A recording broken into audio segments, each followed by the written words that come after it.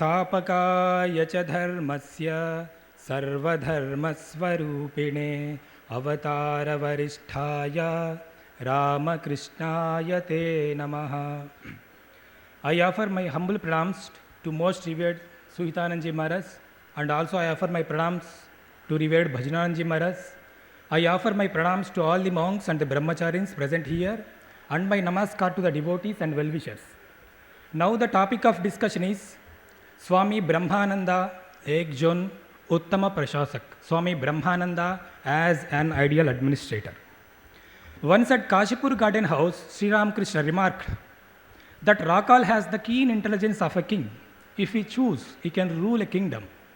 Swamiji, that means Swami Vivekananda, understood that Sri Ramakrishna wanted Rakal to be the future leader.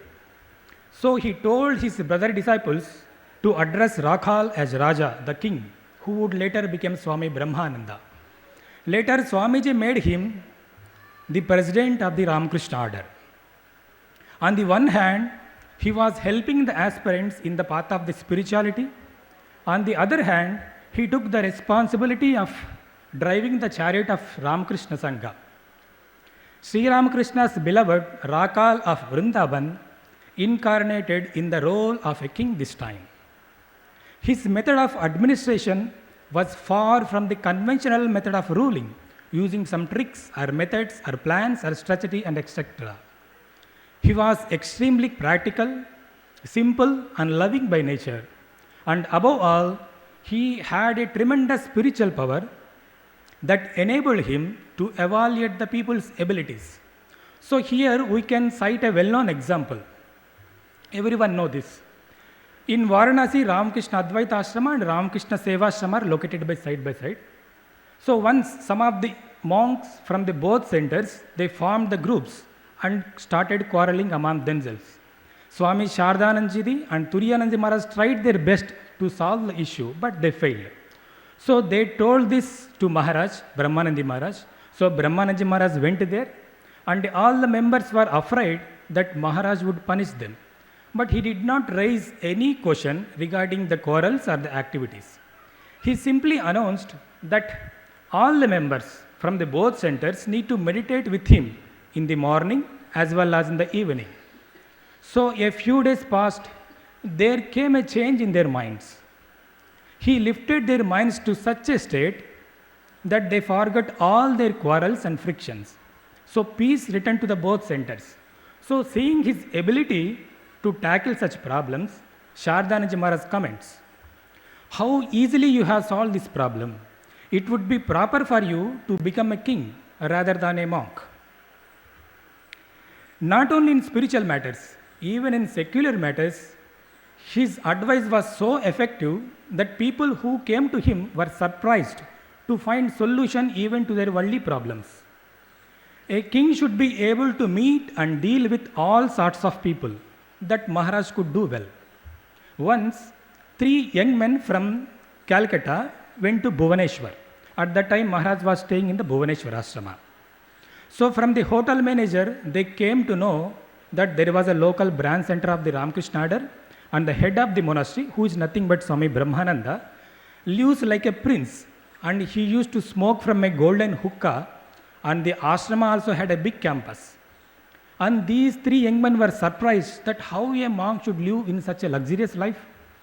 So they thought that we will go and teach him a lesson.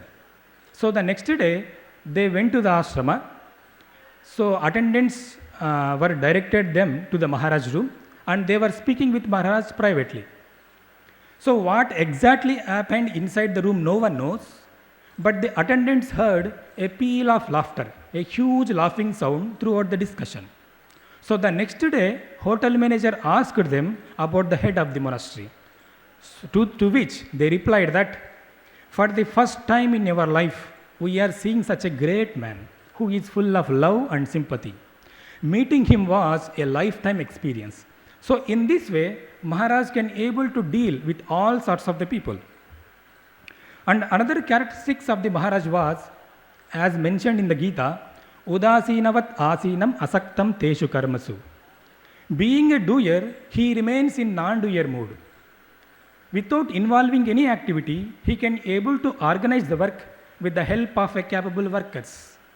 He gave them freedom. Because of this reason, all worked with their hard mental power. Not only that, they tried to maintain the dignity of the Maharaj Trust. And Maharaj was more concerned about the quality of the work rather than its quantity.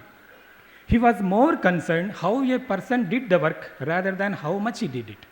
According to Maharaj, whatever work one may do, be it a worship or serving a patient or any other kind of work, the same personality is revealed through all his actions and thoughts.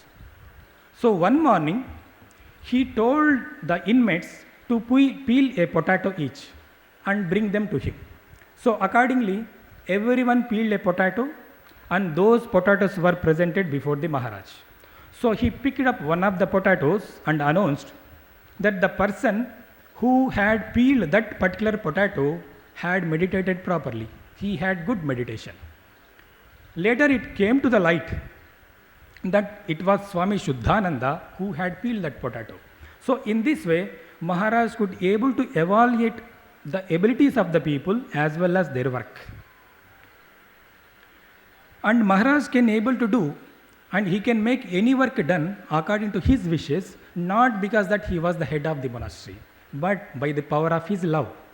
In one of the letters, Swami Premanandi Maharaj comments, Sri Ramakrishna made Rakhal his own by the power of love. And Rakhal also made all the inmates by this power of love. Because of this reason, all the inmates can work hard. So from this, we can understand, we can come to the conclusion that how is it possible for our Sangha to organize such a massive activity with a very negligible number of monastic workers? Only due to this love towards the Sangha, only due to this love towards Thakur, Ma and Swamiji. And Maharaj was more interested in building the character of the members rather than the rules and regulations. Once Swami Dhiranandi Maharaj told Maharaj to frame some rules for the young monks and novices. Then Maharaj replied, see, Swamiji had already made the rules. We need not to add any new ones. Add more love and help others to move towards the God. No doubt that he ruled through the power of love. But this love is not only expressed in polite, gentle, sweet words, but this love also expressed through his scoldings also. Once, a young monk who was doing worship in the temple used 3 matches instead of a single match to light a lamp. And Maharaj saw that. And he scolded him for the lack of the concentration. On another occasion, his secretary, he asked a high quality pen from a devotee. And Maharaj came to know about that. And he called him and scolded. See, today you are asking a pen. Tomorrow you will ask for something else. And this you will make a habit. So Maharaj could not bear this ideal of renunciation being compromised to a slightest degree. And another interesting fact of the Brahmananji Maharaj was, he rarely attends the meetings, especially the trustee meetings. Being the president of the order, it is mandatory for the Maharaj to be present in the meeting. But most of the time, he showed disinterested in attending the meetings. So once Shardananji Maharaj asked, Maharaj, why can't you attend all these meetings? To which Brahmananji Maharaj replies, you see, the whole world appears to me like a shadow. It appears to me like a mirage. And attending all these details is very difficult for me. But it does not mean that he don't know everything. He know everything that was going in the order. Once, Swami Ashokananji Maharaj came to Belur Mutt. And Maharaj called him and asked, how is the cow in your center? How is its calf doing? And Ashokananji Maharaj was shocked because he could not give a correct answer at all. So in this way, Maharaj kept watch over all the details, not only on the activities of the centers, but also on the spiritual condition of the members as well. And Maharaj would look at everything with his distant vision. Once, a rich man who had lost his only son came forward to offer his huge property to the service activities of the mutt. Maharaj know the inner content of that person. The renunciation of that person due to the loss of his son is temporary. So after accepting that donation, the donor may later regret and suffer from the mental distress. So keeping this in mind, Maharaj rejected that donation. And whatever work is to be done, the more stress is given on its sustainable development. A development that meets the needs of the present generation without compromising the ability of the future generations to meet their own needs. To strengthen the structure of the Sangha, Maharaj pointed out this sustainable development in those days itself, 100 years before. He used to say, whatever work one would undertake, that should be done after thinking what form it will take after 3 generations. So here, Maharaj was more concerned about its sustainable development, not his short-term or temporary utility, its long-term utility. Maharaj was a capable administrator, but it does not mean that everything went on smoothly. He faced difficulties after difficulties. One of the major difficulties he faced was the opposition regarding the Swamiji's innovative idea Shivagnana Jiva Seva.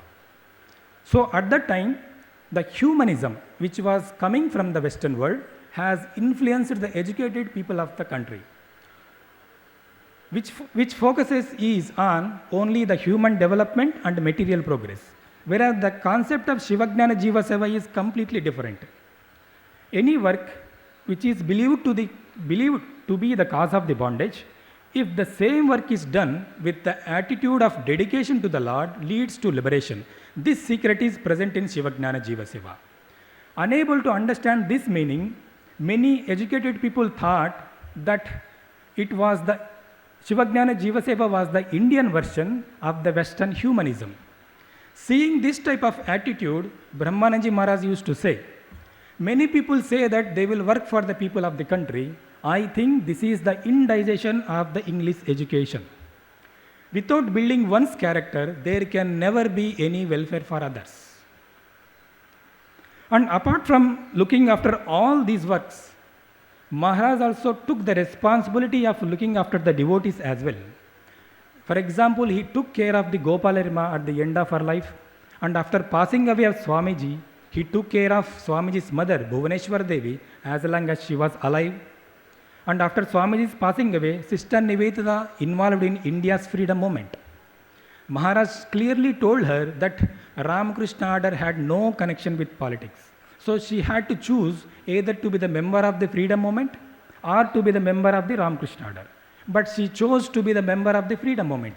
But still Maharaj was affectionate towards her and helpful in her educational activities. So regarding the spiritual character of the Brahmananda Maharaj, Standard Bearer magazine, published by Protestant Reformed Churches in America, dated 17th April 1992, remarks, I quote, "He was of the nature of those who, like deep hidden under rocks, delight to carry upon the back of their being the heavy superstructure of stately castle palaces. And only those who could enter into deep inner contact with his soul can be expected to realize to some degree the potent significance and secret power of the typical spiritual character symbolized by Swami Brahmananda." Swami Brahmananda was no doubt an ideal administrator due to 3 main factors. The one, his deeply God-intoxicated nature. He was always in communion with the God. 2, his immense spirituality coupled with immense practicality. 3, his jovial and cheerful nature by which he dealt with all sorts of the people. In his speech as a chairman of General Conference of the Ramakrishna Math and Mission, Swami Shivananda Maharaj remarks about Swami Brahmananda Maharaj, I quote, "In fact, under the paternal care of Raja Maharaj, the first president of the order, the organization that had but existed as a seed in the Baranagar monastery assumed its present form of a mighty plant." So, just as a father brings up his child and makes him a capable, educated young man in the struggle for the world, so also Maharaj's efforts for the organization and its expansion are worth remembering. With this, I conclude this discussion. Sri Ramakrishna Arpanamastu.